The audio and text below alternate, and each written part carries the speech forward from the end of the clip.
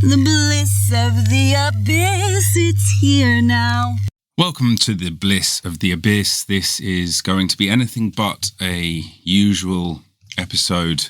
I recorded a rather long monologue on the anniversary of October the 7th, during which I was, shall we say, in a rather upset mood and sort of incredibly contemplative, and I'm not sure what conclusions I really managed to get to, other than what I always think, which is that we're killing each other out there, and I have contempt for those who continue the bloodshed and those who stoke the flames, and I pray that this will finish and that peace will be achieved, and that the leaders in power will be replaced with those who wish to achieve peace. Anyway, I was meant to be introducing a podcast with my friend Abraham Kleinman, and so you will hear me attempt to do that and attempt to say something about the plight of the situation, and also reflect a bit on some very, very personal family history that happened in the Second World War, and then finish with a Philip Larkin poem. Now, all of this might seem to you a bit strange, especially as the fact that the mic that I was using for the first half was accidentally the wrong one, and then I switched to the correct one. So, if none of that sounds like your bag, or if some of that sounds like your bag, feel free to skip. If you just want the trigger warning stuff, then it begins around 7 minutes.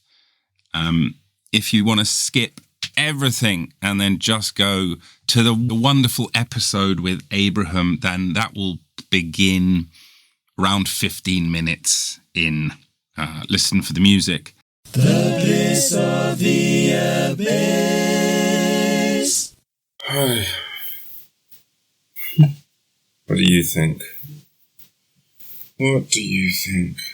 What's the consensus? What's the best solution? What's the answer? What's the steel man? What's the straw man? I haven't said that much publicly about October the 7th because who gives a fuck what I have to say about it?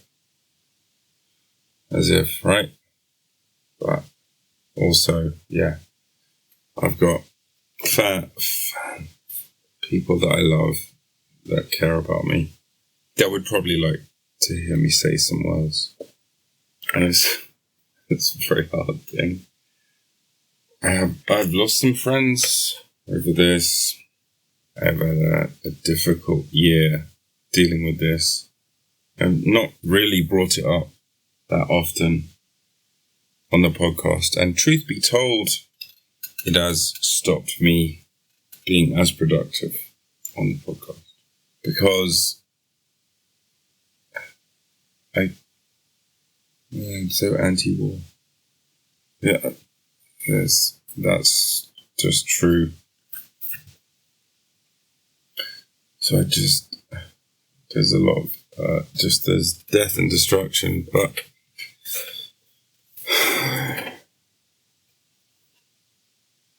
unfortunately making a statement about it becomes political. So it's very hard. And actually, I have friends and family who don't want to talk about this at all because it's so hard. And yeah, I might just have to delete all of this, actually.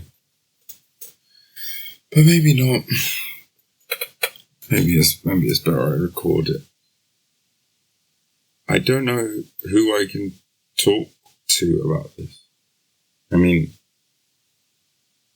you know, you follow public intellectuals and you hear them do it, right? So, I don't know. Yuval Noah Harari or something, or Sam Harris, or my old friends at trigonometry with the centrist bullshit that they try and spin. Side note, I'd love to see a centrist who's a centrist. Name me your centrists, people. Who have you got? Tipple.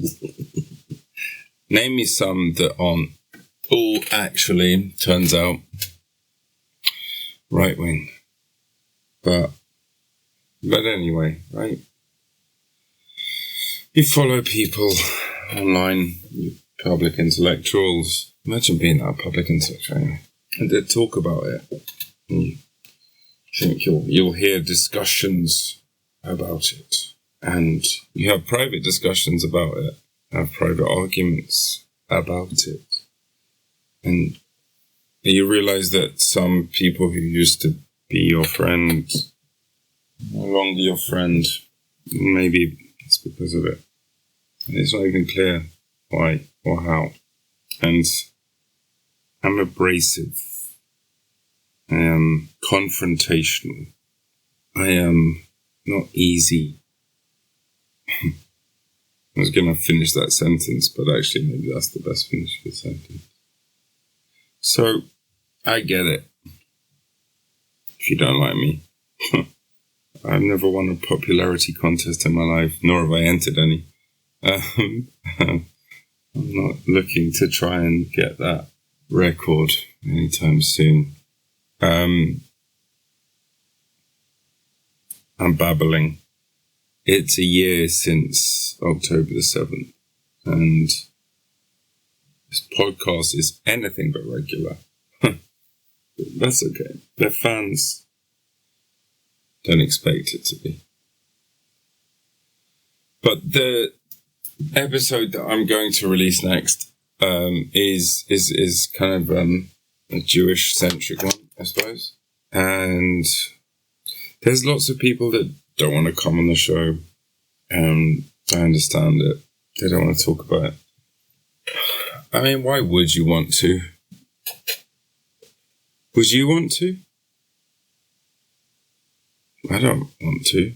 I mean, I also do want to, because I like talking about hard, terrible, difficult stuff. But, you know, people don't.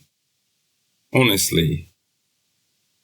And I make it difficult for people to feel comfortable. And I wish I didn't. Because in school, I just remember many of my friends that I made in school were people that were isolated and felt unfair. And I hated it. And unfortunately, I'm quite spiky. So it turns out I can make people feel that way as well. But if you give me 2 seconds, you'll realise it's not through malice. Anyway, so this episode is with Abraham Kleinman, and it was a really brilliant example of being able to meet someone because I do the show, and honestly hope we become friends. It was such a good chat and didn't cover even half as much as I hoped it would, but will be hopefully the first of many together, because this guy he's a dude. I think regular listeners of the show will agree with me that this is a classic. So, ladies and gentlemen, will you please welcome to the stage Abraham Kleinman. I'm reading my mum's story. She wrote a book. Mum wrote a book about our family history and what it was like escaping Nazi Germany for some of our family. The family that did escape. Yeah. And I read something that I didn't know. Yeah. So this is just one small example. I think actually these things are more interesting when it's anecdotes rather than just well-known history. But this is from my mum's book, relaying my grandfather Ernst's account of the changes for Jews in Nuremberg. By June, about 40,000 were estimated to be in concentration camps under protective arrest, sometimes under very primitive and often cruel, crossed out severe conditions. Though compared with Belsen and Theresienstadt, and 10 years later, they might almost be described as comfortable. Many were subjected to the most barbarous treatment. Several thousand were liquidated. That was the word used then. Regulations made almost everything impossible. Jewish teachers and students were dismissed from schools and the universities. A very Teutonic-looking kind schoolmaster I knew well suddenly found that he had a Jewish grandmother, was forced to retire, and took this so badly that he jumped out of the window and killed himself. Stories like this became known by the thousands. Even those who knew the facts and the background found it difficult to believe that such things occurred in a country which had been thought to be civilized. On July 30th, I heard later, my father, together with almost all the other Jewish men, was awakened at home in the early hours of the morning. The brown-shirted young visitors first of all cut the telephone wire, then overturned the bookcases, tore up our Hebrew prayer books, and then looked for, quote, hidden arms, end quote. They missed a few prayer books, but they did smash his collection of fossils. Smaller things hurt deep. They left with a brand new suit and some personal trinkets, and took my father to a football pitch, where he and other elderly Jews had to hurdle round on the running track. When some of the less agile people could not jump, they were thrown over the hurdles to fall on the cinder track, or were made to crop the grass on the field with their teeth. They were then, one by one, called to the clubhouse, told what filthy creatures they all were, and whipped and beaten. They were then taken to the police headquarters, where they had to sign that they had been well treated during that day, and that they promised not to disclose any of their happenings. When my father returned home, exhausted and bleeding, the doctor was called, but he said, "Sorry, I can do nothing," and refused treatment. My father never told me this story. He kept his promise to his death. My mother was the only person to whom he talked about it. End quote. Although a minor atrocity in the context of the times, this event shook Ernst so badly that he had tears in his eyes whenever he recounted it. Moritz was a man of dignity and courage. The Nazis attacked both. Anyway, I think I have nothing more profound to say on this topic than anyone else. And instead of trying to summon up something amazing, I'll just quote Philip Larkin. Because in some weird fucking way, maybe this makes sense about what the fuck is going on. I really hope it ends. I really hope it ends. This is called This Be the Verse. They fuck you up, your mum and dad. They may not mean to, but they do. They fill you with the faults they had and add some extra just for you. But they were fucked up in their turn by fools in old-style hats and coats who half the time were soppy stern and half at one another's throats. Man hands on misery to man. It deepens like a coastal shelf. get out as early as you can. And don't have any kids yourself.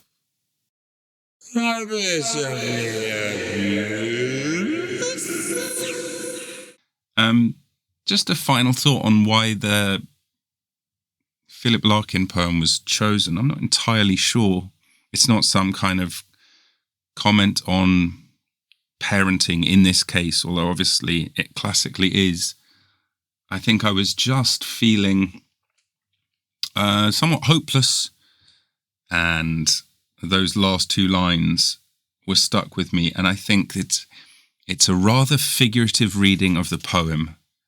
And I guess the other thing is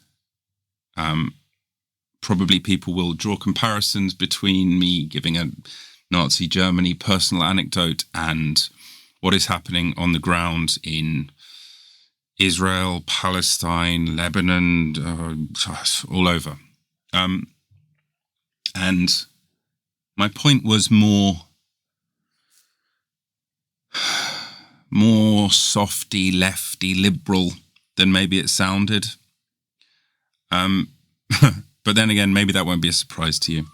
So I'll stop babbling and I'll introduce instead what I think is an excellent episode with Abraham Kleinman.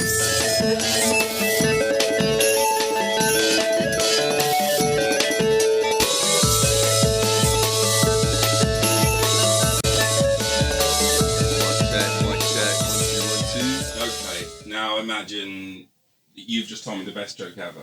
Ha ha! That's the best joke ever. Now imagine I've just told you the best joke ever. Whoa!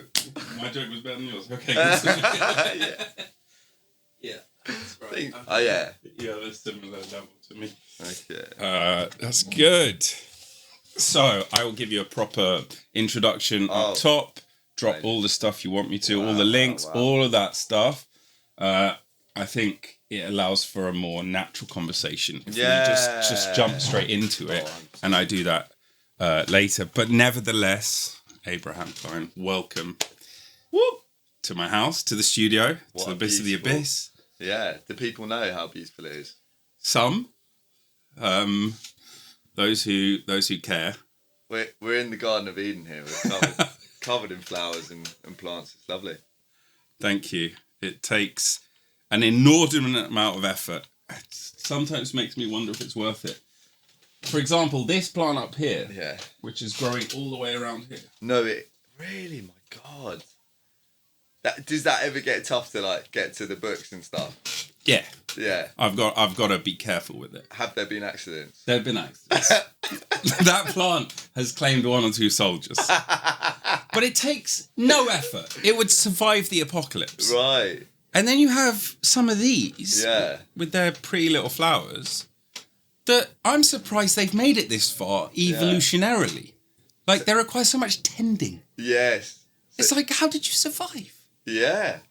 How did you survive in the wild? Yeah. Maybe not here. Right. That's true. Maybe not here. In some gorgeous Eden. Indeed. Elsewhere. Indeed. Where there are no predators. Sounds like it doesn't exist. Yeah. I really don't know. But I think, as well, when they're in the ground, then they've got whole sort of mycelial networks of support systems, haven't they? You're ringing my bell. Yeah? Yeah, man. Mycelium.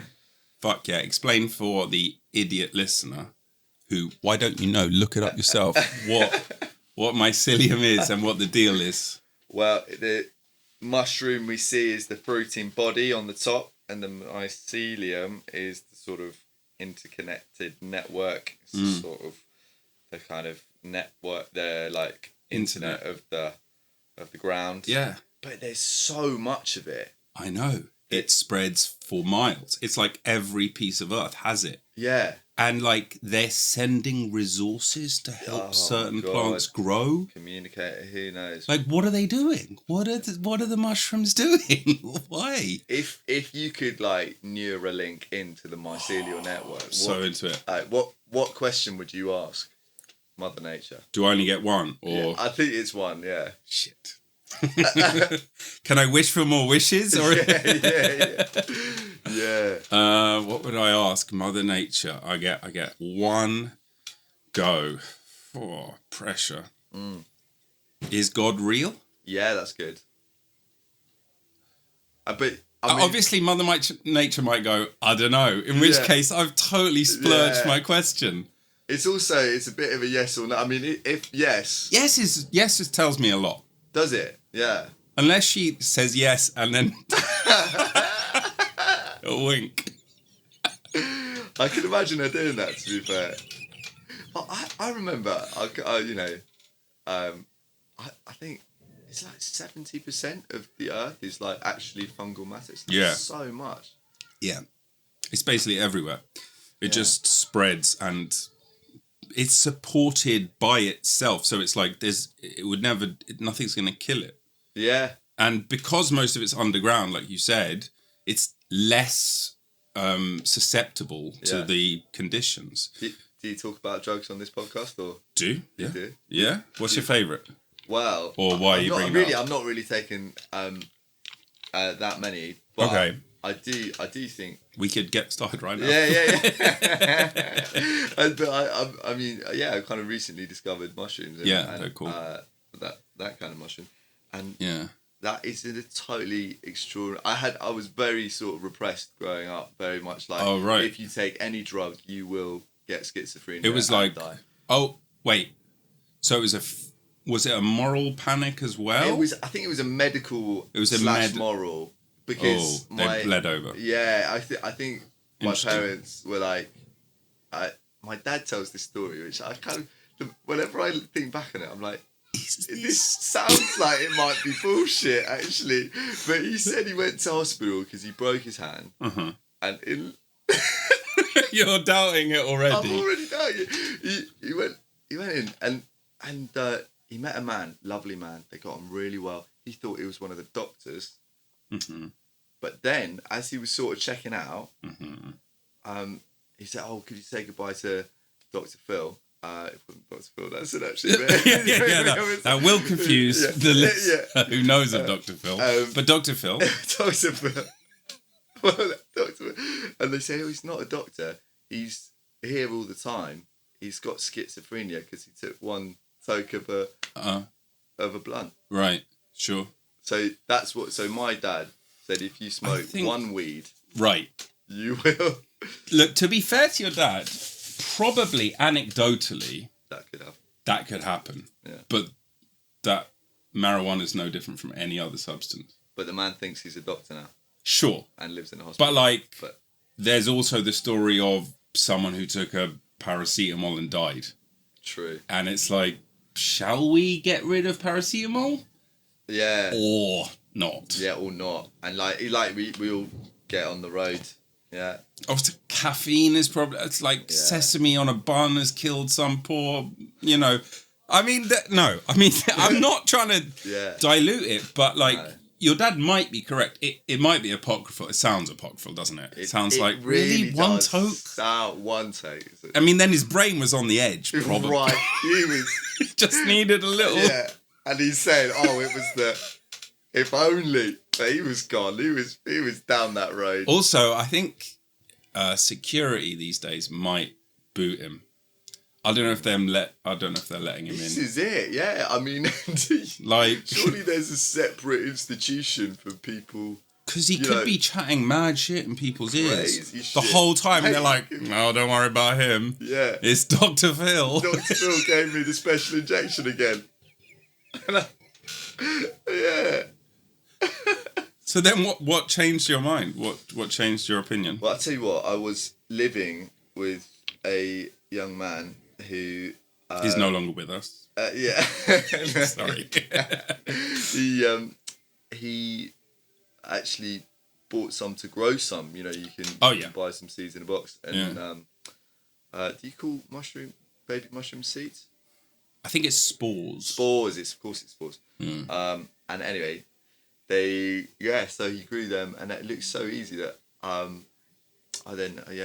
bought some myself, and it's been really nice. I'm not taking loads, but when I have taken it, thought this is like having a coffee, but for your heart. It just feels like a really great thing. But some people react differently. Some people have a bad time. That's true. Yeah. And a lot of my friends, when they took it when they were young, had a bad time and decided that must mean any time on it is a bad time. Yeah, which I think also happens to people as well. Yeah. You can treat it the wrong way. Yeah. You can be like, hey, it's just like and it's not. It's its own thing. Yeah. And if you do it well, you'll probably have an interesting time. But if you fuck it up, you might I've had, when I was 15, my first ever trip on mushrooms was terrible. Yeah. And I was fighting with my girlfriend and I was vomiting and I was like in the pit of hell. Yeah. You know? But like we didn't do it properly. Yeah. You know? We were idiots about it. We were already having an argument and then it's like, why don't we take you know what will make it better? Yeah. Going 1,000,000 miles into the centre of your Yeah. It's like brain rocket fuel, isn't it? Yeah. Yeah. Yeah. Exactly. But then having taken them responsibly as an adult, actually I had a friend who had mushroom extract. And I was away with him on a weekend and we were just microdosing it. So you'd only have a tiny little bit. Yeah. And we'd be out like walking and stuff and it'd be like, this is just, it's basically me, but like I've had a really nice day already. Yeah. It just feels amazing. I just had the thought. Yeah. Will your neighbour, who's already reported you twice to the police, be now like noting this down and sending it to Scotland Yard? I might need some ammunition to fight back in case that is true. You're going to have to be a sacrificial lamb. Yeah, I'll take that. I'll take that one. She doesn't know me. That's fine. Yeah. What we'll do is we'll get crayon so you can rub it off. Yeah. We'll put a swastika on your chest. Right, okay. I know. I wasn't expecting it to turn No, I'm sorry, but it's gone that way. And you'll knock on their door. They've got a Ring camera. That's how everything's recorded. Right. And I'll say, I'm terribly sorry when they come to the door, obviously. And I'll wrestle you away, thus being the hero. Right. I will save them from the Nazi. And I'm a mentally ill Nazi in this. You're a mentally ill Nazi. Right. Is that okay? Yeah. Do you want to be a mentally ill Nazi? Again, okay. I'll do it. Yeah, I know it will be a big shift in character. You have to get into it. Yeah. So my mum was a hippie. My dad died when I was quite young, so he was apparently as well. So she was never like hung up about drugs or anything like that. So because of that, I developed quite a healthy attitude to it, which is like, I'll try it. Won't have too much of any of it. Yeah. Won't get addicted to it. Yeah. And won't try the really scary ones that like you inject. Yeah. Because probably not. But because of that, I have tried a fair amount of them. Did you sound that Jewish when you were 50? I'll try it. I mean, would you give me a toke? I want to be Dr. Phil already. Desperate to give out advice. I wonder if he's Jewish. He doesn't look Jewish, does he, Dr. Phil? Dr. Phil just looks old to me. Yeah. And quite quacky, but he could be. Could be, you never know. Listen, he's a doctor, he's in media, he's in America. He's narrowing certain odds. Really? What do you think? Are you going to take the over/under? Yes or no? I'm gonna fact check us now. I'm going choice. No. Yeah, I'm going no. Doctor, you're going to go no. Yeah. I guess I'll have to go yes. Well, yeah. His surname's McGraw. Okay. It's not the most Jewish. No. Is Jewish and no fact checking allowed. Okay. Fair enough. Yeah. Might not be. Man, on the subject of Judaism. Go ahead. Why I'm here is I want to say thank you to you for being one of the people who brings nuance to the conversations that we're having to have in this political climate. I'm so grateful for it, and I don't see it around, and it makes me feel like I don't know what to say. It makes me feel like I don't want to say anything. I've lost friends in this time. Same. I've you know, I've had really difficult conversation with my closest friends. It's so difficult, and it feels like there's so much energy going one way and another, but we have to be able to call things that are not good. Mm-hmm. And you and I are in a particular group where it feels like there is no critique allowed, and that doesn't even feel Jewish to me. No, I know. That feels anti. I mean, who are these people who just want to say, "Oh," I'm like, what? Where did you come from? Who are you? And maybe they're not Jewish. Maybe they're... They're Mossad agents. It's still an Israeli plan, but they're not Jewish. That's how deep it goes. Yeah. But... No, I appreciate the compliment. Thank you. It is really difficult having these conversations now. It's been made harder by certain loudmouth idiots as well. Yeah. Some people in that group, they make it harder. Yeah, I suppose for people who don't know, what will happen is people will say things in this group in a very sort of like emotional and like definitive way, where they'll say, "Have you read this review? I can't believe anything. It's so disgusting. Writing a report now. And so and so I see that and I'm like, shit. And I click on the link and I read the thing and I'm like, oh, it's, it was a bit heavy-handed. Maybe we agree. It was a bit heavy-handed, that whole thing. But we can't call every single thing, disgusting. No. Because then we're isolating ourselves. We can't then talk to people and then people say exactly like that guy says in the review. Oh, Jews aren't a monolith, saying, anti-Semitism all the time. If we're not, it is right. We're not. Yeah. And that is something to be celebrated. Yeah. And if we were that would be terrible. But there's certain people who their only experience of a Jew is someone like that. I know. And help. it's very easy for people to come from a place and say, I speak for this community, but that's not the realistic situation. No. There's so many different people. Well, and unfortunately, other people from that community will come out and say that they speak for the community. Yeah. So sometimes you're forced into a position where if the loudest voices are saying, I speak for this community, and you disagree with what they're saying, then you have to speak up too. And sometimes that enters into rather nasty argument territory. I'm not scared of a good old dust up, but I do sometimes get dragged through the mud in that group. It's ridiculous, man. It's ridiculous, and the tricky thing for me is like, I suppose, like from a sort of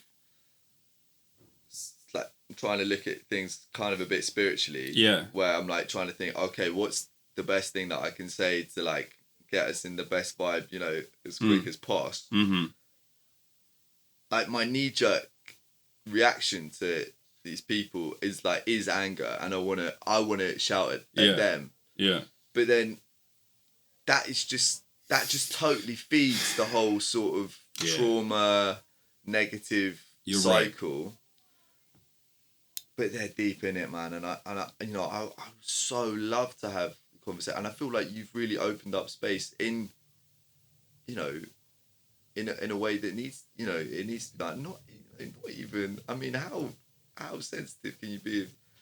It's not provocative even what you're saying. It's just a bit of fun, but then I do think the problem with text messages is people read it from the perspective of their inner critic. Right.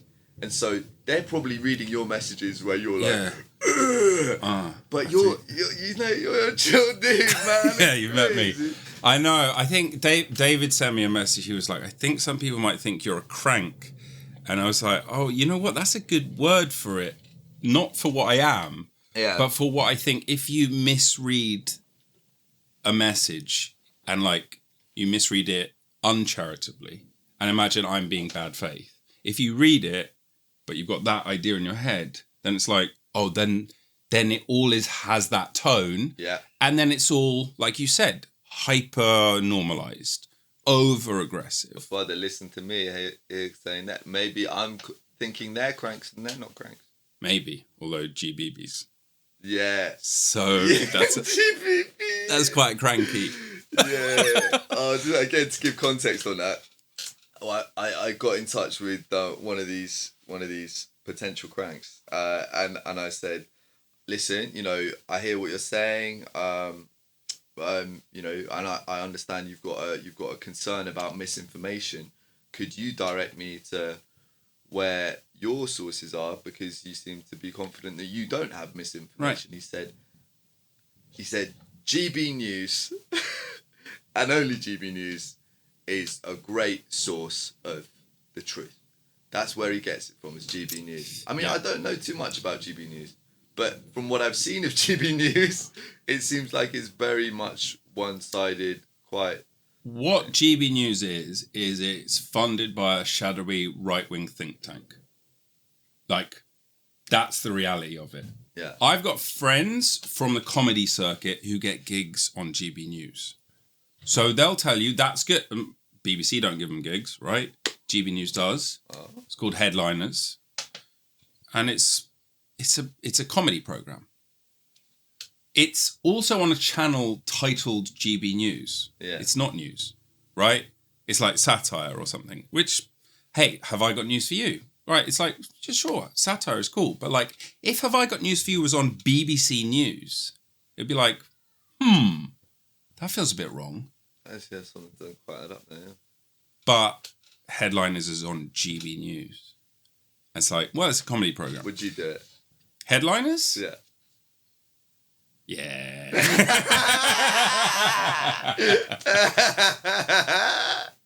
Do you think I could change anyone's opinion? That would be... Mate, that would that's be... the question. You know what? I'll be up to the challenge. Give it a go. Yeah, that's the question.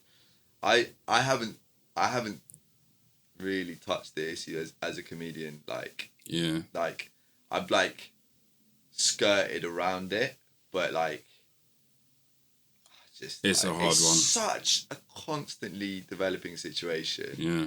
That you just I don't know. I just feel like, listen, this is so serious. It's so tragic.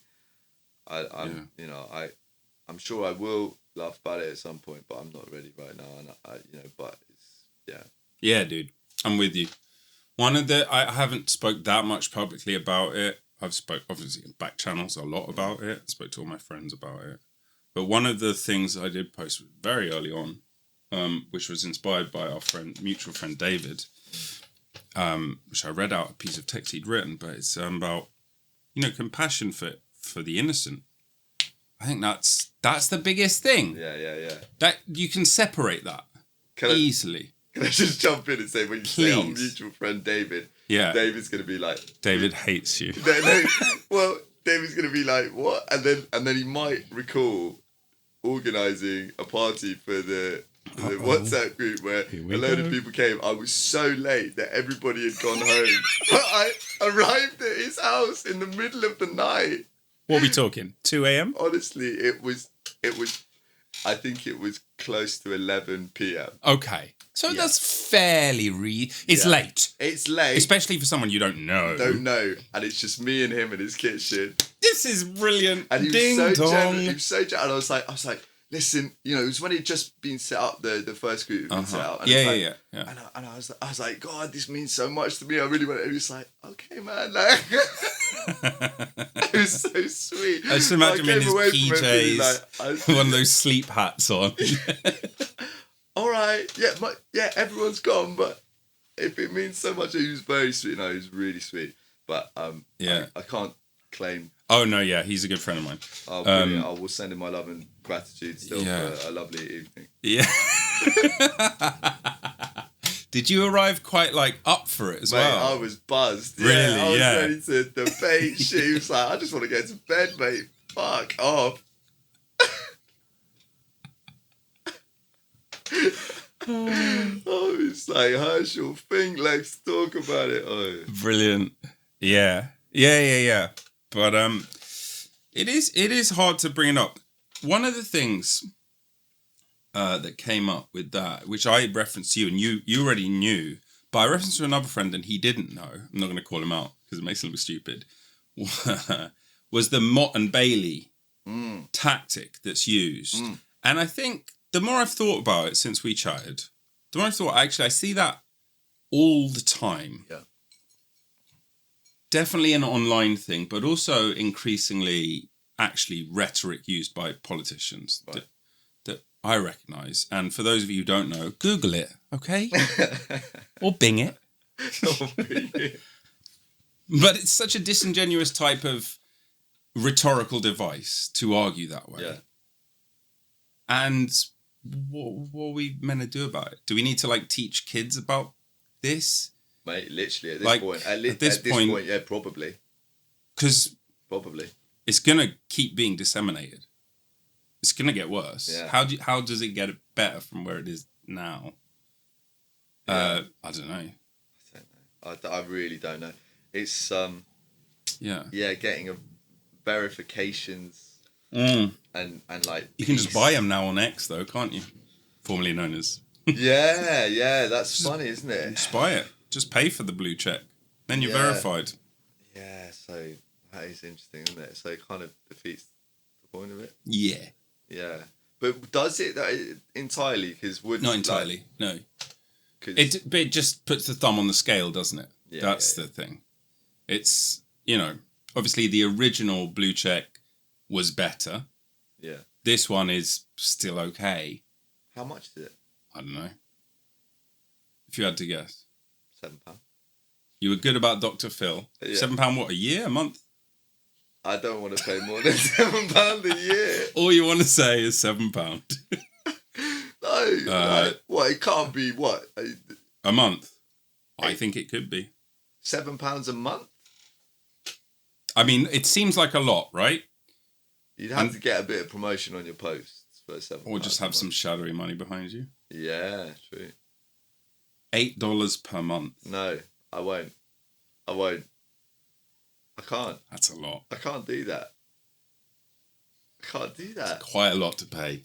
For a verification. I don't think you own... You get the tick, but you also probably get featured more prominently and all the rest of it, right? Yeah, it has to be involved. It's 2-tier. I mean... Sorry. Yeah. If that is involved, then I would... Yeah, maybe that. I mean, if $8 made you a viral sensation, then I suppose so. It won't though. Right? No. I don't think so. Once you become a viral sensation, the question is, do you then pay for the $8? Who's the latest one? The Hook Tour girl? Oh. She's the latest viral sensation, I think. Yeah. As of, what are we on? Monday, 12th of August, just because that could be very quickly out of date.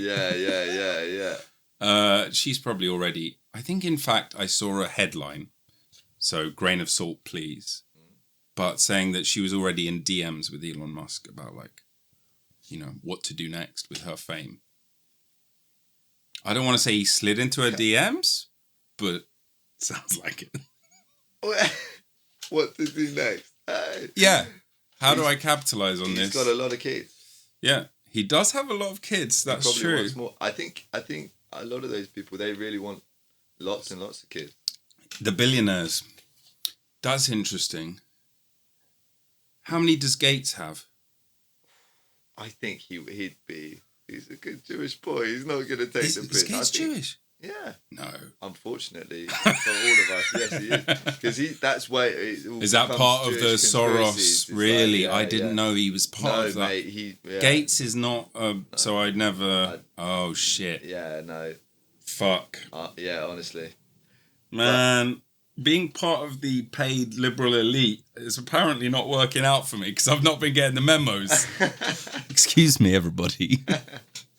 Okay, he is as well. I think he's only got a couple of kids, hasn't he? Gates? Yeah. Although he might have adopted some. Zuck's a heap. Got good brood, yeah. He's got a brood. Oh. Hold on. Buffett, I don't think Buffett's. Definitely not. In fact, he might be doing some other vibe. Mm. Because I think, do you remember that? Now we're getting kind of deep, though. Yeah. Let me give you a time check. 28 minutes in. I'm going to mention Epstein. If you want it to be cut, we can. Yeah. But part of the thing about Epstein was there was this like leak of, there's this billionaire called Les Wexner, who's not Jewish, but seems to be into some weird shit. And he's a billionaire and he owns like women clothing brands. And he lives in the middle of America and it's just billions, right? But at one point he just signs over attorney power to Epstein, who at this point is not particularly rich or well known. So Epstein just gets to sign checks from the bank of a billionaire. So he becomes incredibly wealthy very quickly, right? And nobody knows why. Wexner has not gone on record about it. He's still alive. We don't know why. He's a billionaire. He doesn't have to answer to anyone, right? But why? Why would you give Epstein power of attorney? Why would you? You've got to be. You can't say I barely know him. Yeah. I give out power of attorney every day. Yeah. Yeah. What? Yeah. Doesn't make. Yeah. None of the. Let's steel man it, I guess, because I can't think of a good argument, but maybe we collectively can. Why would you do it? Why would you give? He's charismatic. Yeah, this is something. Yeah, he's very charismatic. I did see those. He's hot. Epstein. Right, there we go. I'll clip that. This is why you might want it cut. He was hot, but I know he had a smoky thing. Yeah. He had an energy, for sure. People obviously fell for it. So yeah, and it looked. Yeah, I'm sure that all looked exciting. But I suppose once you. There's some weird shit going on in there. I think people lose track of what life's all about and their whole value system. Because I think it's the money thing. If you chase the money, you're not really chasing what life's all about. I say that as someone who's fairly broke, but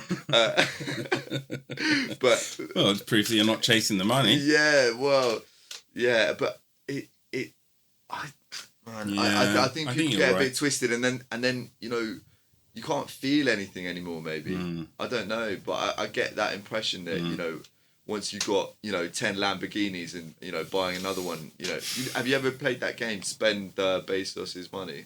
No, It's what's that? Nuts. So you've got all of Jeff Bezos's money, and then you can just try and spend it. Try and spend it. It's like, I'd like to purchase the largest super yacht in the world. Yeah, and it's like, cool, what next? Yeah. You've got so much money left. Yeah. And then so you're like, okay, I'll buy like a fighter jet. And Right. they're like, they cost so fucking much money. And then you're like, and it's like, yeah, no, you've still got so much money. And a diamond mine. Yeah, exactly. And it's like, what, another one?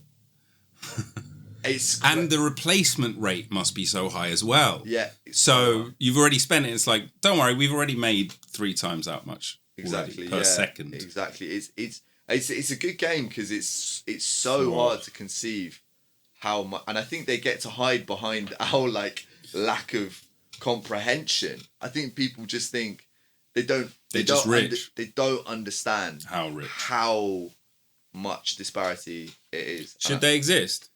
Billionaires? I think probably not. I think it's probably not. Probably a net loss for society. Yeah. It seems to be a loss for them. They don't seem to be enjoying it that much. This, brother, is the argument to make, because I feel like we say to people, like, my friend's working on degrowth at the moment. Okay. And so what is that? That's like saying that if we want to do something about climate change, we have to decouple our market from fossil fuels. And you can only endless growth. Yeah, because cannot happen without fossil fuels. No, that's the argument. Those business models are intrinsically tied. That's really interesting. I haven't heard of this movement before. I've heard of the ideology, but not given it that name. Cool. But I think you're so spot on. If we say this isn't working for you, and it isn't, it can't, because we are meant to be together as people. That is intrinsically who we are, and it becomes separateness. Yeah. And it is wrong. I've just had a really nuts weekend. Oh yeah. Where I was filming this documentary with this woman, Patsy Palmer from EastEnders. Yeah. And so it's just a really random thing. She ended up needing someone to film this documentary that she's doing on this hotel that she's staying in. And sounds fun. It was really interesting, really fun, and she's very lovely. But so she's in this elevated position, right? Right. We went to this house festival, and credit to her for just being like, she wants to go to a house festival. I've never seen anything like it, where literally 40, 50 people, like we were only there for like an hour. Mobbed. People coming. I need a picture. I've watched you since whenever. People touching her, people grabbing her. Pound of flesh. Yeah, literally, you know, and there was like, but it in that moment, like she's really great at connecting with She people. wears it well, right? She wears it really, really well. But it must be draining. But then for them, you see that they've become disconnected. And I don't know, you know, if this analogy entirely works, but Patsy Palmer to Elon Musk. Yeah, but not? like I think it's sort of scales. It scales. I mean, yeah. I mean, I think actually Elon Musk is kind of unusual in that he does feel quite like approachable and does sort of chat to people, and I think that's part of his particular power where he's like he kind of does. I think you know that's an interesting point. He actually engages with sort of 0 follower people and 3 million follower people. Yeah. Where other billionaires don't. That's actually a very interesting bit of nuance there. Yeah, that's true. And I think the whole way that he's taken the X thing is like, I mean, it's so difficult to say that you stand for the truth, isn't it?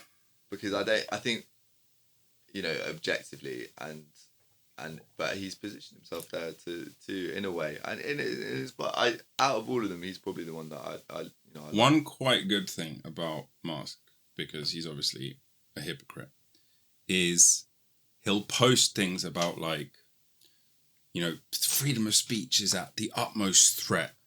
You must vote Trump, kind of thing, or like if we have another 4 years of Democrats, freedom of speech will die. Yeah. You know, he puts out things like that, right? We're all familiar with it at this point. What some people do is they'll comment just the word cisgender, because under his changed platform rules, that counts as hate speech. So, under his own rules, because they comment the word cisgender, it's hate speech, so his post gets demonetized and lower preference in the algorithm. The internet wins.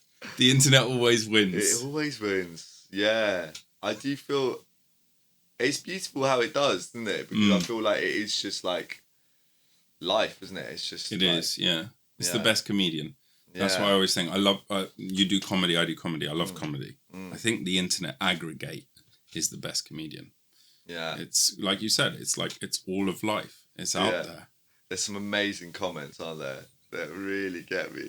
You know the video of Conor McGregor's sister. Have you seen it? No, what's this? Oh my god, it's so fun. I like blessings to her. I mean, she was in a tough moment clearly, but she's got a dog grooming business.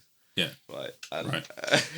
But she's just like, you know, a wild Irish lady, just like, you know, Conor McGregor would be if he wasn't a, you know, super billionaire dude. Do you get the feeling that he's like giving her any of his millions, or is she kind of scraping by? In this moment, I get the impression that I mean, you wouldn't be necessarily running a dog grooming business if you had got loads of, but it's clearly a bit of okay. Anyway, this woman go on, has come with some complaints to this dog grooming business, and the sister calls back and she's like, "The brass neck of you to be coming at me." Honestly, you gotta look it up. But one of the comments which lives in my head rent free is somebody says, "Some days I forget to come and watch this." Like he watches it every day, and I love that so much. Just constant joy. Just yeah, dude. There's a great Twitter account, now known as X, called the Internet Hall of Fame, and it's got, I bet I hope. If not, then I'll tell them to post it. That video will be on there. Oh, yeah. I've introduced some friends to like just some of the one that springs to mind, kind of related to what you're saying, is, have you seen the succulent Chinese meal guy? Oh, then we will trade videos. Yeah. Nice. Honestly, a succulent Chinese meal. It's an Aussie guy. Dude, he's getting kicked out of a restaurant. Oh, he's getting... Unhand me, sir! Yes! Let your hand on my balls! Yeah, he's incredible. What a legend. What a legend. It's also the great equalizer, isn't it? We wouldn't know about that. It's like local Aussie news. We wouldn't know about that. Yeah. But it comes to our way because of this mycelium. Mycelium, upstairs mycelium, yeah. It's the upstairs mycelium. Yeah. Yeah, that's why it sucks if you feel like people are trying to like game it. But I guess, what can you do? People are going to try and game shit, aren't they? Yeah. How are you finding comedy? I stopped doing stand-up during the pandemic and then never got back to it. Yeah. In terms of stand-up, especially as like my friends were like trying to tell me that the Zoom gigs were fun. Yeah. And they were telling it to me through a veil of tears. Yeah, that was really good. It was great. Yeah. It's just different. You get used to it. Yeah. How many of these nights are still running? Yeah, I had some VR sunglasses on while I was doing it. It was really fun. Oh my God, I hate Zoom so much. Yeah. So much. It's better than the other ones, though, in terms of like in the market of video conferencing. Yeah, no, Zoom's actually better than the rest. It Skype should have never dropped the ball. They were fucking ahead of the game like for 10 years. It was the only thing. And they just fell asleep when the pandemic hit. When Yeah. It literally could have been. When it was literally your time to shine, what did you do? Everyone was Zooming. Yeah. So, Skype. Like, yeah, because they bed. just didn't have group calls, did they? I don't know. It's like group. Oh, it's a bit. It just kind of was a bit shit, yeah. Yeah. Do you remember that Skype dial-up sound? That's fuck. It was good, isn't it? It's so funny how bits of tech have their little moment and then move on. They are really dated. I feel like. Do you feel like? That's feel like Google's not going anywhere. Google's not going anywhere. It's become too big. Unless they break it up because it becomes literally like legally too big. Yeah. It feels kind of too big already. It's probably at that point. Right? It might be at that point where the government are like, you have to be smaller. Yeah. This is a lot. But which government? I mean, it's. I guess the US, but that's a very good point. Because then they just re-headquarter somewhere else. Yeah, but do you ever use Ecosia? That's my default search engine. Too. Shout out to Ecosia. Planting trees, every search you make. Yeah, baby. Fuck yeah. So why did you name check Bing instead? Good point. Because Ecosia is less of a dunk. You can dunk on Bing. You can't really dunk on Ecosia. You can dunk on Bing. They know they're right for it. Which is probably like, I don't know, the second most popular search engine in reality. It is. What else is there? Yahoo search? Fuck off. Yeah. Ask Jeeves doesn't exist. Blah, blah. Yeah. I think it probably still does, literally. Yeah. But. So yeah. But did you enjoy the stand-up? Do you think you'd ever go back? What I loved most about stand-up, I loved doing stand-up, but I loved hosting. Yeah. I love being an MC the most and doing my stand-up in between, but then hosting like my talented friends. So I do miss that quite a lot. So I might go back to that. The only reason I ever did stand-up is because I'm an actor. And like, I'd meet other actors and they'd say, I don't have stage fright. I do have stage fright. It's a topic of conversation. Yeah. I don't. But like friends do. But one thing that would unite them would be like, yeah, but they're all like, I'm terrified of going up and doing stand-up. Yeah. And you've heard that from other actors, right? Actors say that. No, I couldn't imagine. And these are people who you've seen perform to like 2,000 people. Like naked. Yeah. Ripping their hair out, like properly bearing their soul. Yeah. But the idea of doing a type 5 scares the bejesus out. Yeah. And I met enough of these people. I've always been a comedy fan that I thought, does it scare me? And then I thought, it kind of does a bit. Yeah. There is nothing worse than just eating shit, though. It is the worst. I did the Gong Show. Oh, yeah. How long? Bruv, I reckon I made about 10 seconds. But, you know, the thing was I had no idea what I was doing. Like, I didn't know what it was. I had no idea what it was. You People lion's were like, den. You might get gonged off. Mad. But this guy came out, Scouse guy, he was just killing. Everyone was like, you shot your man. I was like, it was so scary. I brought so many friends along with me as well. And I was bricking it. And I'd never done this set before because I was also... You didn't even road test it. No, I was done with the stuff that I was doing because I thought, it's boring to just do the stuff same that set works every time. So I did a new set every time, but you've got to road test it. You've got to road test it, especially in a situation like that. I mean, it's an incredible opportunity that they offer there. Yeah. In a way, it is really cool. Yeah. But I had this whole like really convoluted story, like introduction about. I was like, so my friend and I have been chatting about it. Before I knew it, there was so many people shouting at me. I couldn't even hear what I was saying. Tell a fucking joke! Yeah. And I was like, fuck. And then I was gone. Gonged Straight out of there. Yeah, and it hurt actually. I didn't do the gong, and I don't think I'm going to. Yeah. It didn't appeal to me, but I have had many friends tell a similar kind of story to yours that sounds awful. Big emotional response. But then, you know, I look back at it and I'm like, it's fair enough. I just wasn't prepared. And I think... Yeah, it's a bit like taking mushrooms with your girlfriend when you're 15 in the middle of an argument. You've not done your research, have you? You've not checked up on it. Yeah.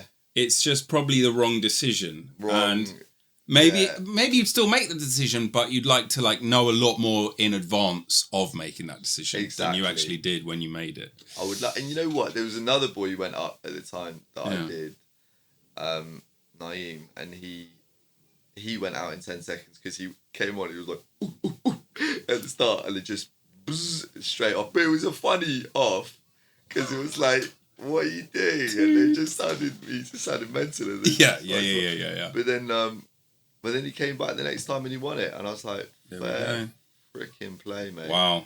He took the temperature of the room and he was like, okay, the ooh is not working. Not the one, yeah. I'll try the other one. Yeah, the other one, yeah, and he's made away. Really, cool guy. But I mean, I've not really gone back to it as well for a bit because I started to just feel like, is this my crowd? Because ultimately we're actors, brother, you know what I mean? And that's like, that's beautiful, lovely, sweet, open-hearted, vulnerable, like people who are really interested in things. Yeah. And that's nice. And it is a little like the sort of like, oh, tell us a joke. The negativity, like so much of the comedy is just like, oh, you look like a homeless person. And I was like, hold on. Like, there's a lot of that. We punching down, up, left, right, centre. Yeah. Like, it's just, people are just trying to drag each other. And like the way, I don't the scene like the way rewards it as well. Yeah. I know. Anyway. Yeah. But that's just certain people. It's not my taste. And, you know, you've got to be the taste that you want to see. So I think I will go back to it because I do think, and I do say to like anyone who I meet who's a bit funny, who's an actor, who's struggling, because it is such a struggle, you have got a whole audience there for you to practice your craft anytime, any day, anywhere. And you should be, you know, using that. Get up on stage, mate. Get up on stage. Give it a go. Get those 10,000 hours in. And I said it to my mate Josh. He's bloody hell. He's in the BBC Comedy Awards. Oh yeah. Prick. Because of your advice. So you didn't even know own that. And I said, 5% of that. Yeah. No, but I'm really, really excited for him. And it really suits him. And I think there's so many actors should be doing it. Because I think... Yeah, this go is on. a little... We're swerving into a whole new... Swerve a little bit. I think there's a huge issue of actors not being allowed to act and going totally insane. Yeah. And I also I do. There's so many things about the industry that I think are really fucked up. I think it's totally oversaturated. Yeah. It's completely unprotected as a business. Yeah. It could be now that we're out of the European Union. There's one positive that I think, and listen, I was Brexit benefit. Yeah. We've been waiting for years. The one is that we could have a closed shop. Used to, because it was our union could actually become a union again. Could actually become. That's interesting. Out in Canada, my friend, he's just over from Canada. They've got our union Mate. from back in the day. If you get in that union, there's a ladder that you can climb. Yeah. We don't have that anymore. We have nothing. My friend asked me, he said, can you tell me the difference between a union and a non-union project? Really? Can you? I was talking to Patsy about the bloody EastEnders. Yeah. They don't pay their expenses. They don't pay for their hotels. They don't pay for their EastEnders food. is non-union. So I'm like, What? yeah, is EastEnders non-union? It might be. Wow. That's so surprising. For a long-running BBC. So the stars will get some big retainer, but then for the schmucks at the bottom, well, they should be back to or equity, and they're not. It probably is equity, but like I said, even if it is, it's not a proper union. Can you see the difference? No. Obviously, and I'm a member, by the way, for the record. But me too. Yeah. Although people in the group, fucking lots of people in the group are not. And various other of my friends who are in the industry are not. I do. There's good reasons to not be part of one. I just think you should be part of a union. I really want it should be a proper union. It should be a proper union, and it's not. And it knows it isn't. And quite a lot of money that goes in. It's a lot of money that goes in. And then I wonder if you're right though. Maybe they could become one. That's really interesting. And you say to the people in that, and I go to the meetings and listen, again, blessings to everyone in those meetings. I love them all very much. But it is a certain crowd of older actors who, remember the industry at a different time, but then they're these kind of people who want to get stuck in the weeds on bullshit, and they had a career, they've had a career. Right. They don't really give a fuck if they fucking do, a job this year or not. No. They just want to go to a coffee shop, have an anyway, I'm chatting shit about them. Loves them, but they don't understand. I really feel like they don't understand where we're at. There's people out here who are losing their freaking minds. Yeah. They're losing their minds. I've been one of them. But but then you hear people. I'm gonna say the name, Charlotte Beds. Don't worry, we're at 1 hour 50. Charlotte, or is Beds. that 50? Sorry. Yeah. Anyway, I'm probably remembering. If you want, I can bleep it. Yeah, but fuck her anyway. I said it at the time. She came in. Yeah. I've not been to an equity meeting in a while. I'd like to go back. I was just so disheartened by all. But she came in and she was saying, we need to be taking money from the acting companies to get the people on the desks at the Pleasance paid. The people working the desks at Pleasance need to be paid more than front of house. Yeah, she was arguing at an equity meeting against actors being paid to move money away, and I was like, hold on. Where's your fucking, what are you talking about? And she was talking about it. She's not an actor as far as I know. I mean, she isn't. But there's all these people who are running our industry. Yeah. And they're telling us, oh, you've got to, all these, you've got to pay money for this, pay money. Getting exploited left, right, and centre. Yeah. If we came together as a proper union, and we said, listen, I mean, you would never have it, would you? You never just go up to this street casting is mental to me. I've got friends who do street casting, but I do think it is objectionably wrong. Of course. To have any industry, like, can you imagine the industry of plumbers?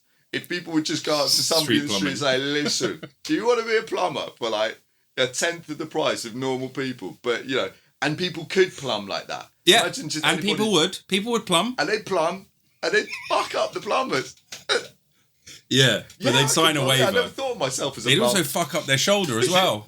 You're not covered for that. You've signed the... Absolutely. Yeah, and and it's all these people, and it's wrong, like the girl in Fish Tank, she just took this person out of her life, and she's like, wow, I'm going to be a star. And then the fucking trial is like, oh, no, fuck you now. And it's like, no, people, this industry example. is more than just performances. It's incredible. I'm going.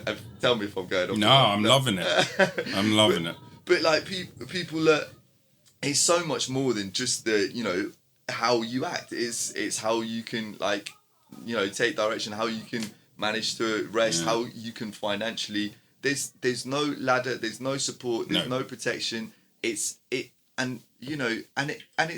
wrong, and everybody's. I know, but because the thing is, I think like plumbing is a very interesting, actually like accidental analogy, maybe, because I don't think you sort of planned it, because you were ranting beautifully. It was hilarious. Because it's a craft, right? It's like there's things to learn about doing this thing.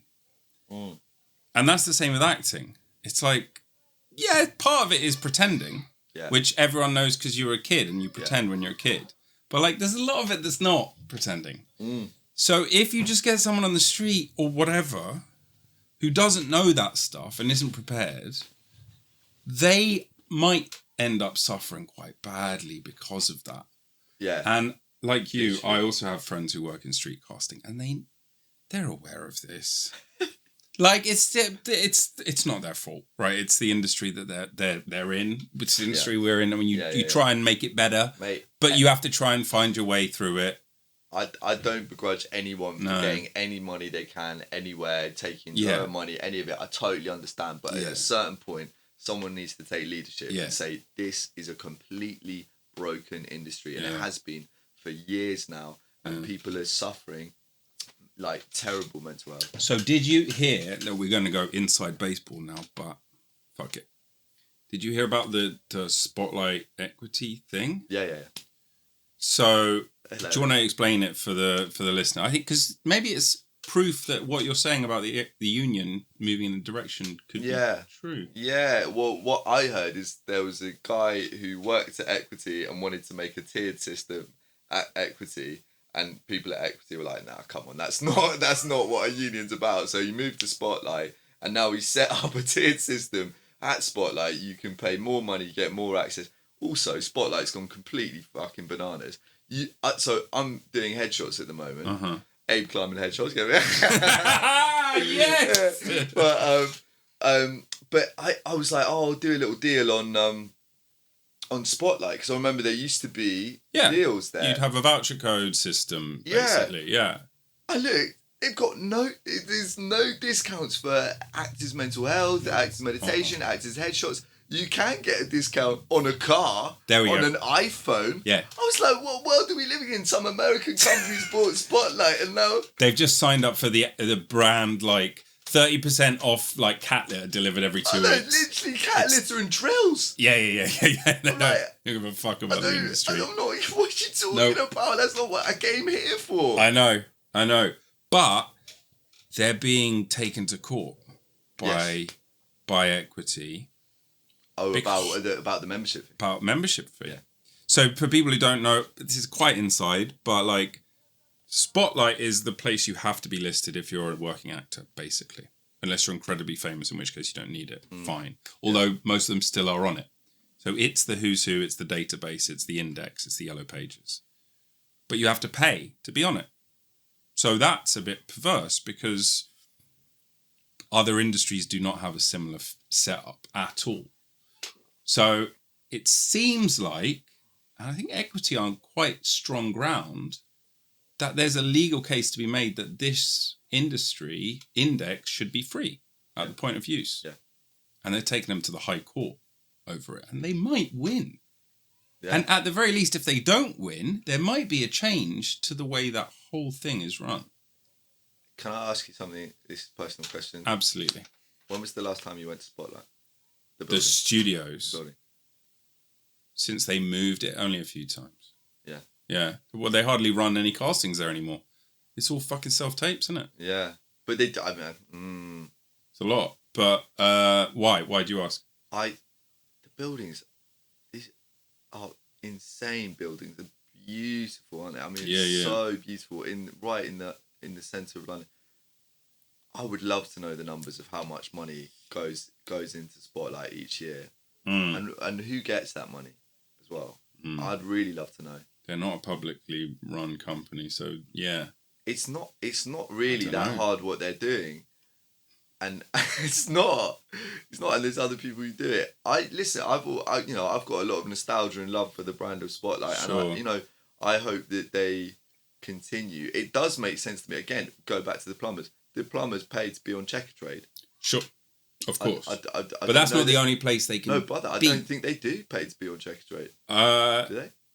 Probably not. Actually, you're right. I don't think they do. I'd imagine. What's it called? TaskRabbit. Yeah.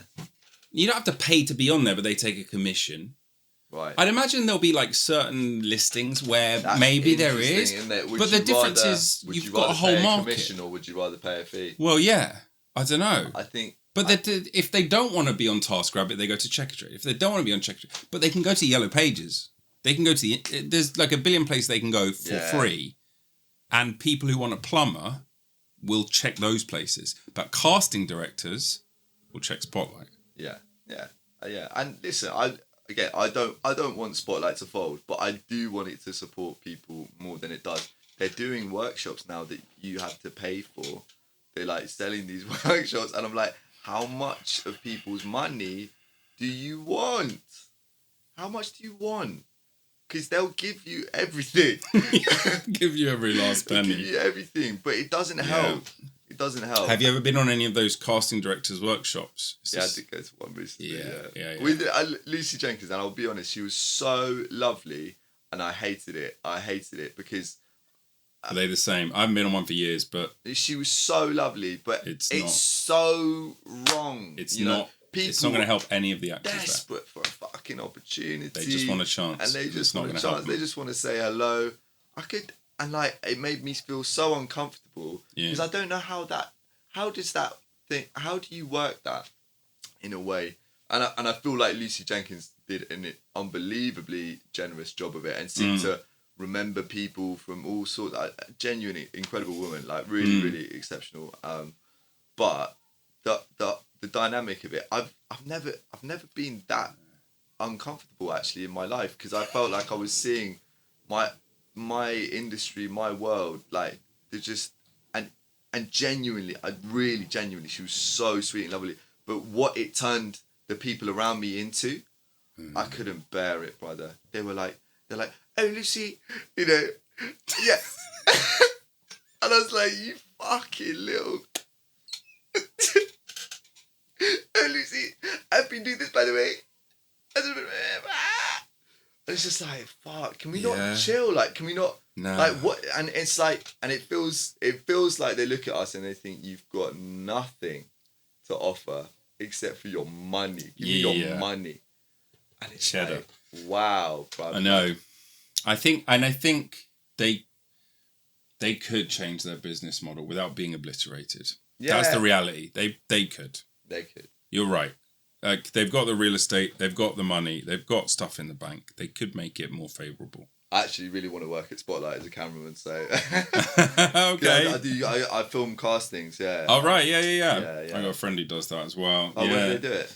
Yeah, he's got his own studio. He does it, but he doesn't work for Spotlight. But it's the same idea. Right, yeah. How'd you get the gig? Presumably not chatting shit about them on a podcast. Yeah, probably not. But yeah, no, my cousin linked me up with the casting director. Okay. That will be the way in. And then, I've been doing it at Observatory Studios. Okay. I was just there the other week. Mark Summers. Yeah.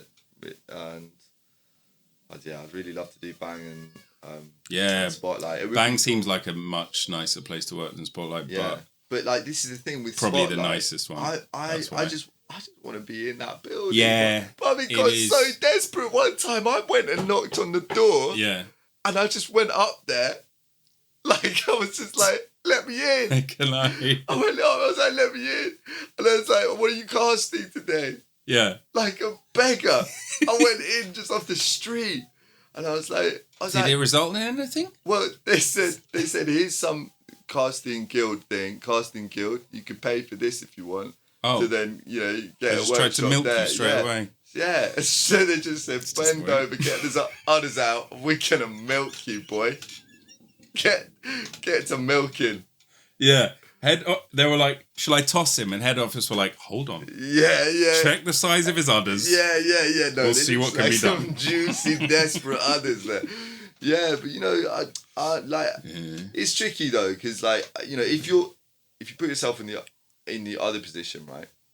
you want to cast something, and you want to cast good people, and street casting is a shit show. What are you going to do? Shit. I think there are, you know, I say all of this because there are a lot of people who, you know.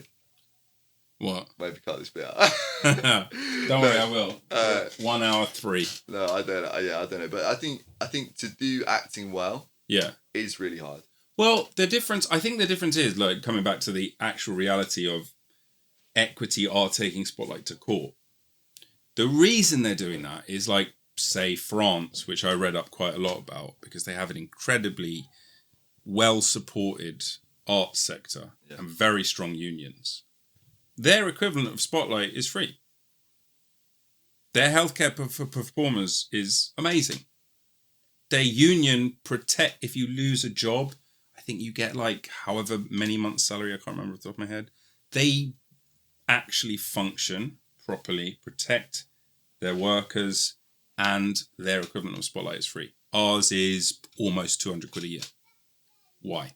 By that, I work with some German actors, yeah? Right. Guy, Michele Preller, lovely man. I was chatting to him. He was like, yes, you know, it's very different in Germany. You know, I graduated. I went straight into a job. Next year, I'm going to retire. I have never been out of work. It's quite different for you, isn't it? He has never been out of work as an actor in his life. In his life. Even our biggest stars are out of work from time to time. But he's just one to the next. Yeah. Bam, bam, bam, bam. Man. But it's funny thing though is that they then look at us. Yeah. And they want that a bit of the kind of the dreamland where there's like, oh, the potential of something more. But I think you've got, I don't know, I think realistically that, you know, they're doing really interesting plays and you know all the time, and they're booked in as an employee at the theatre. Well, that's it. What do you want from it? Do you want fame or do you want to do the work? Like, obviously, if you want fame, then you got to come to Britain or go to America, right? Or be one of the lucky 0.0% who make it out of the German market into the world stage. Like, it's obviously much rarer. That's nothing speaking bad about them. That's just the realities of the market. Why do we want this though, man? Why do people want that more and more? They want to be like, the people want to say, and this is the same as, you know, these nutty billionaire people. There's some innate human thing to some people, or maybe it's a kind of constructed capitalist idea, who knows? But there's some sort of thing where people, they want to say, I'm the absolute best at this in the world. Yeah. In the world, they want to feel like that. And I think, you know, because we've become globalized, because we see the world, that's our landscape. It's the world. Yeah. Whereas, but if you think, you know, that instinct probably on a tribal level, you know, on a smaller thing, you're like, I want to be the best at this thing. Yeah. I'm that guy. I'm the actor of the tribe. Of the tribe, it makes sense that you'd want to be able to get to. And the Olympics is kind of that idea writ large, isn't it? It's like, I am here for my tribe, and I'm the fastest man, and I will be faster than all of the other men from the other tribes. Yeah. Let's go. But I love that there's silver and bronze in the Olympics. True. Good point. You don't get silver and bronze in auditions, do you? I've heard stories. They always seem apocryphal of like, you went in for this part and they loved you, but they offered you this one instead. But a lot of the time, like with those Hollywood stories, it's like, it wasn't really that. You know, like the Jason Momoa story for Game of Thrones. You know that? So, he's pretty unknown. He gets the audition for Khal Drogo. Yeah. Game of Thrones. Yeah. And it launches his career, right? Big. They give him a scene to prepare, and he just fucks it off. Instead, he comes in and does the hacker. And there's video of this somewhere, of him doing the fucking the whole thing, and like beating his chest, and it's like Jason Momoa, and you're just seeing Khal Drogo in front of you, and you're like, cast this man, and he gets the part. Yeah. Wow. And you hear those stories. Yeah. And then like there's actually a billion more of like some dude came in and they're like, he's doing the hacker Can someone call security? Yeah, get that. Yeah. Get him out of here. Yeah. He's slapping his chest. I feel like the look he's got going on sells that a lot. If I came in there, you don't think you could pull off a hacker? Jewish boy, and I started doing the hacker, they would call security. Yeah. They would. I would hope so. I would call security. I'm glad you said it. Yeah, good. Let me just pause my hacker. I'm going to call security on myself. Sorry, let's forget this. It was an idea. I had an idea. I wanted to try something. You shot for the moon. I wanted to impress you. I'm desperate. And and then just bend over again, milked again, probably. Oh my God. Oh, milked while doing the hacker. Yeah. It's a tough world, my friend. It is a tough world. How are we going to solve it? I don't know. I think it's all about love and communication, man. I feel like people trying to... This whole thing of everybody trying to get above each other. Yeah. That's where we fall down, because we look up rather than we look to each other. That's nice. You know? Yeah, that's nice. We're all here for each other. Yeah. And that's what's amazing about acting. That's what I love so much about it. You know, in a play, you know, some people treat it differently, but in a play, you're a company, you work together. The gold is the story. Yeah. The gold is the journey that we take the audience on, and we're all there together to work at that. And that, you know, that is so beautiful. And I know. And then the audience take you bring it halfway and they take you all the way there together. Exactly. It's the most incredible thing when it happens. I was thinking about how active it is to be an audience member, in terms of, you know, there's that reporter guy who's just getting done for buying child porn. Ooh. Hugh Edwards. Hugh Edwards, yeah. Yeah. They call it making indecent images, but actually it turns out making just means downloading a picture. Right. Because obviously when you hear making, it sounds like he's got the snappy snaps out. But no, he downloaded, and he was in communication with a known offender for years. So yeah, he's getting done for it. Fucking hell. Yeah. But it does make sense. It makes sense that to watch. I mean, he's actually, you know, if you're giving a load of money, you're literally funding that man to then commit more child rape, which is terrible. Yeah.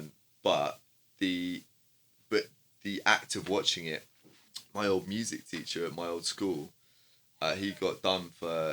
I mean, I feel like everyone's got a story of that, haven't they? I do. I've got one. So many teachers. My old English teacher. Yeah, it's terrible, isn't it? But you know, he's watching it, and you think it's interesting, isn't it? Because we watch and read loads of things. Yeah. But and we don't. You know, you kind of. It feels passive, but it is active to watch something. I've heard. Now this is going to get conspiratorial. Yeah. So we'll cut this as well, don't worry. 110. But I've heard that, like, what's the best way of putting it? Like, foreign interests who have your worst will in mind. Bad actors. I think the phrase is bad actors. Is if you WhatsApp people, I know it just doesn't work for us. Not like us. Yeah, not like us, obviously. And if we were going to do it, we'd be brilliant at it. They were a bad actor doing it very well. Yeah.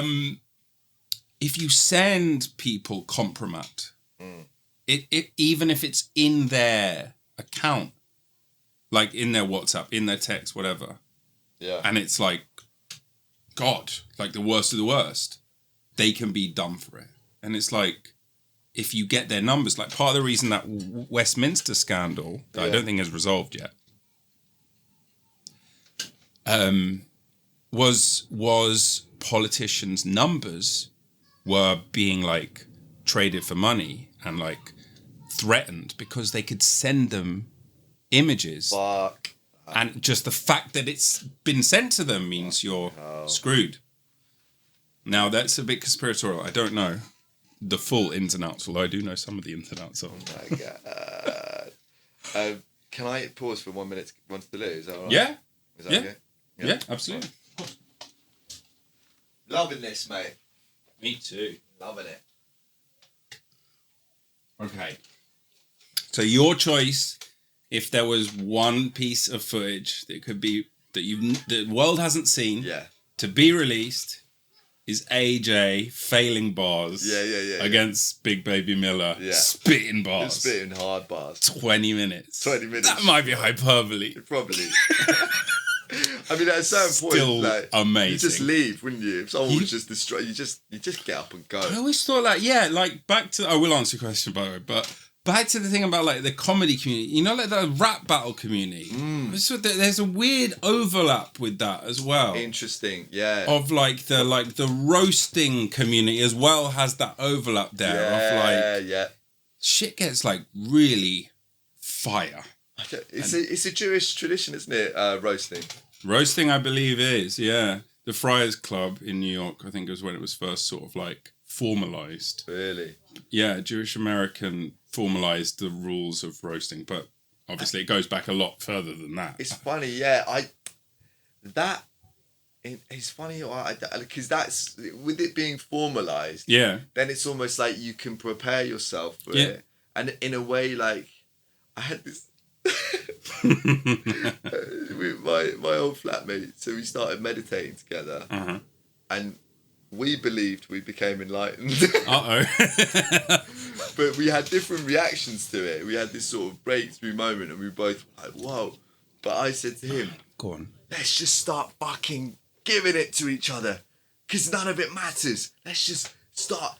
Let's do that. Shall we?" And he was just like, "No."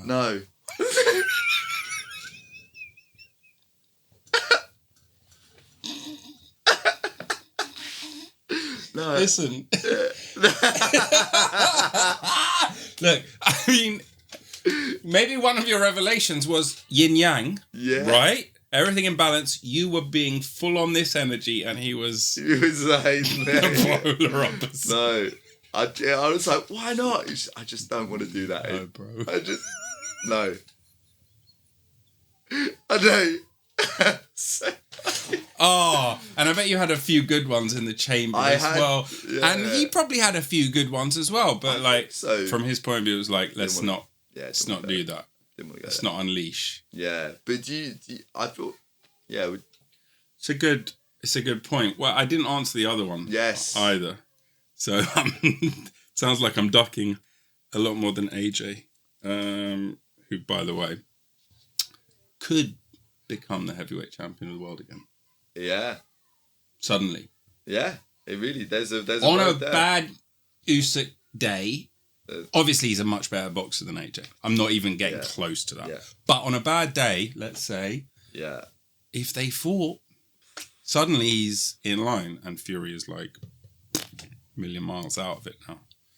Yeah, it's weird how quickly that game changes. It's such a crazy game. We're arguing about like the acting game and like if there was a better union, but the boxing game is... Mate. No, you couldn't get a worse job than being a journeyman boxer. You couldn't. You really couldn't. It's terrible. Yeah. Release the tapes. Well, the Epstein tapes. I mean, I was thinking of saying that the Epstein tapes. Apparently, he's got tapes of like genuine like A-listers, former presidents, everybody. Like this is all, scurrilous rumor. None of it's confirmed, but a lot of people have said it of them just bone zone.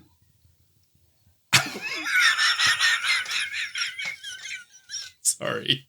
You weren't ready for bone zone. I was ready. I almost got a spit take.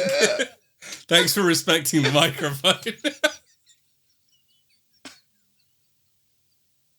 I've also never heard bone zone before.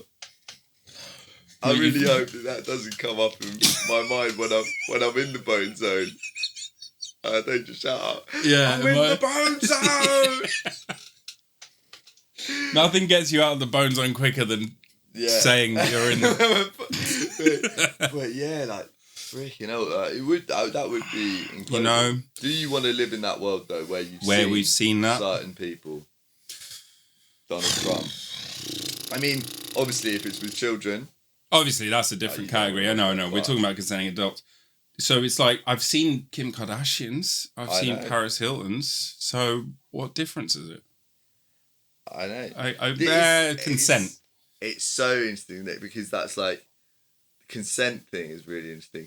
Definitely. But they weren't aware, right? It was hidden cameras with Epstein, I think. Again, this is all just rumor. No one's ever seen these. Well, Apparently people have seen them. Do you think that there is an Illuminati? So technically there is, because they were a group founded in like Belgium in like the 14th century or some shit. But no. I think the really rich people are the ones who are paying people to tell us that there's another group of really rich people. Right. And we actually already know. Yeah. It's Murdoch. It's the Koch brothers. It's like, we know who the really rich fuckers are. God. They're peddling lies for money. Yeah. And trying to make us look elsewhere. Because they know their backyard is full of skeletons. Do you watch Succession? Oh, I love Succession. It's one of my favourite shows. Yeah. I really need all people I really love it. I've struggled to get into it because I'm like, these are the worst people in the world. I don't want to watch that. It's like, but you know that one of the writers is the Peep Show guy, right? Yeah. If you just look at it through that lens, like Peep Show is those are two of the worst people in the world ever as well. Yeah. But they've just got like zero power. They're just like nobodies. But I mean, and Succession is like they've got all the power. World, yeah. We're living in that world. It's the same world, though. It's the same world. Yeah. Yeah. But you do have to forgive that. And if you're not willing to forgive it, you won't enjoy the show. Yeah. But that's why I enjoy the show. But it is deeply cynical. Do you resonate with the saying, to understand all is to forgive all? I'm not sure I've heard it before. I mean, well, I guess on a good day, yes. Yeah. If I'm feeling a bit bitchy, I don't know. I'd hope to be generous of spirit enough. Like, the weirdest thing happened to me today. I lost a headphone, right? Yeah. Hate that bit. Well, I had both of them in. I itched this side of my head. One fell out into the long grass. I was on Clapham Common. Yeah. And I couldn't fucking see it. And I was like, it's here. It's here. It's here. So I'm on my hands and knees looking around. A couple of nice women coming offer to help for a bit. But they go and I'm like, the clock's counting down. I've got an appointment very soon over the road. And I can't find this fucking earphone. And then this guy rocks up on a bike. Older gentleman wearing a bike helmet. And he's like, can I leave this bike with you? And I was like, what? Like, no one's ever asked that of me. What do you mean? So I'm really confused. Meanwhile, I've got like 4 minutes to go. Where the fuck's my headphone? Yeah. Who are you with your bike? Piss off. You can see I'm looking for something. I'm like, what? He's like, I'll give you my name, my number, my address. I just want to just drop this bike off. I got to go. Like, if you got to go, you've got a bike. What are you talking about? Yeah. And he starts putting this bike down, taking off the helmet. I'm like, what? No, don't do this. And he's like, I'm going to go. I'm like, write your name then. Write your name, please. I give him my phone. He writes his name, his address, his number. Wow. And then he fucks off. He gives me my phone back. And then he fucks off. And now I've got like 1 minute to go. And I still haven't found my headphone. And now I've got this bike. It's getting worse. And a helmet. So I took the bike with me to my appointment. Hour and a half. Wait, no headphone? No headphone. Had to give up. And then I came back out. Went back to look for the headphone. Still couldn't find the fucker. And now I've got this fucking bike. He said he'd be back. He's not back. The phone number doesn't work. I look up the address. There's 2 possible places. One's in Richmond, one's in Wood Green. I'm not taking the bike there. I'll take the bike. I'll take the bike. I need a bike. I wish I'd brought it home. You could have it. I didn't bring it home. You could have had it. Yeah. They had painted over everything. I looked up, how do you know if a bike's stolen? And they were like, well, check the serial number. Every place that I could have checked the serial number had been painted over. Yeah. Which kind of tells its own story. So you would be riding around a stolen vehicle. That is so. It was the weirdest intriguing. experience. I don't know what he was up to. I can tell you his name, although it's probably not his name. I can tell you his address. If he's listening. Earl Reynolds. If you're listening, Earl Reynolds, get in touch and tell me what the hell was the deal with that bike. What were you up to? Where were you going? Doesn't make sense that it was stolen, because why have you got a helmet on and why are you giving me the helmet? That doesn't make any sense. That's fantastic. That's fantastic. It's probably an incredible note to end on that. It's like, let the mystery be asked. I feel like, by your next episode, I hope you have an answer. Tune in to find out. Hook and tease. I love it. Oh man, thanks so much, dude. Thank honestly, you so isn't it? And you know what? I want to say again how much I love actors, and like I love you in that. You know, we didn't know each other. We've had a nice chat on the phone before, but we don't know each other. We sat down, and you're my brother. Do you know what I mean? It's beautiful, and that is why we need to protect actors. We need to protect this industry. Yeah. And there's so much that could be done that is not being done, and that's because we're not in charge of our own industry. It's people who don't have our interests at heart, and you know, blessings to them. I'm sure they've got, you know, stuff to make and stuff to do, but it could be run so much better. And I was just thinking about you know, these workshops where people are getting exploited. Again, that's another example of there being too many people, because there's just this bucket of unemployed actors that you can just squeeze. Yeah. And that would happen less if, you know, it would just be a more functional industry and it wouldn't run on exploitation. I agree fully. And I think, people need to, if anyone's interested in that, look up what closed shop means and when equity changed from closed shop to open shop and how that changed acting and entertainment in this country, because it's very interesting. And then, you know, we could get back rep companies. We could do so much stuff. Everyone's been saying it for years. Where did rep go? Yeah, we know where it went. Yeah. It would be great if it was back. Well, yeah. It was great to meet you too. So great to meet you. Nice one. Thank you. Oh, man. What a joy. Thank you so much.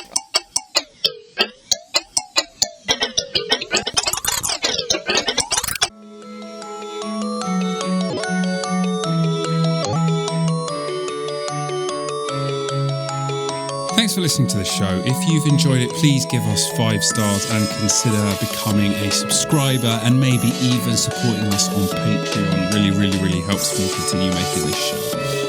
If you haven't enjoyed it, then you can fuck off. Many, many thanks to Nils Hennis-Steer for the amazing music and to Dave Fox for the cool artwork. Please keep coming back every week for more Bliss of the Abyss.